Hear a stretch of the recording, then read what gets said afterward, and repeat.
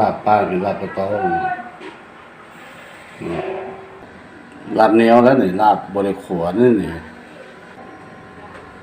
ไข่ปลาตองเห็นบ่ไข่ปลาตองตัวนี้ลาบขัวตัวนี้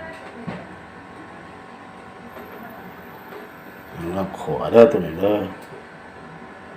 ตัวนี้ลาบบริขวดนี่ลาบเหนียว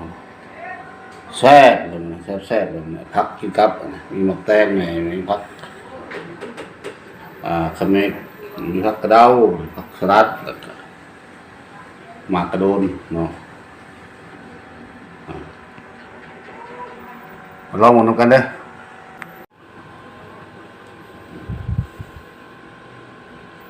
มาดาบปลาตองมาไปนะนี่ก็แซ่บเลยนี่ดาบปลาตองดาบเดียวตัวนี้ลาบขัวนี่ขัวแล้วเนี่ยเขาอยากกินซุปอยากกินนี้เป็นกินตัวนี้มันมีต้มเนาะต้มผัดขัวปลาตองข้างในมัน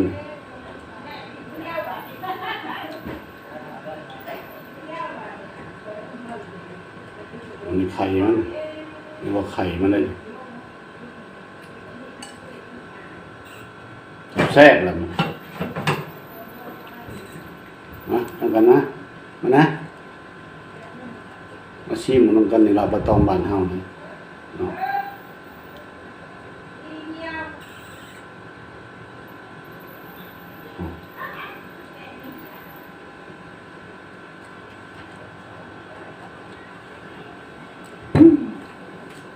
กัดที่สุด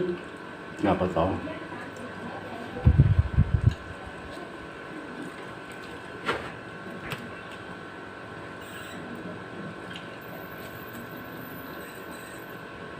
ปลาบ่ได้แล้วกับผักกับนี่ผักธรรมชาติปลาบ่ได้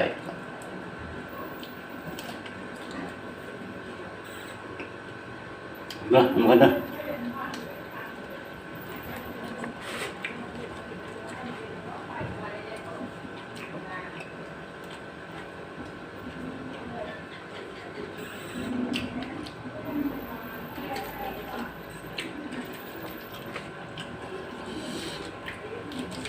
ปลาตองนี่ขนาดตัวร้ายปลาดอกมันคือปลาตัวน้อยนี่ปลามันใหญ่กินดิบกับได้อยู่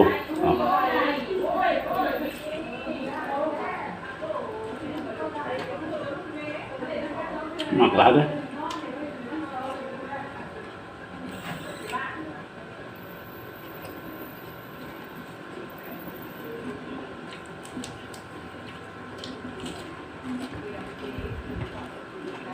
อาหารแรงตอนนี้7:00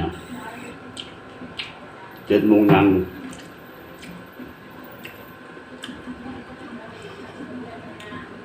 กินแตุซุปข้าวน้ำ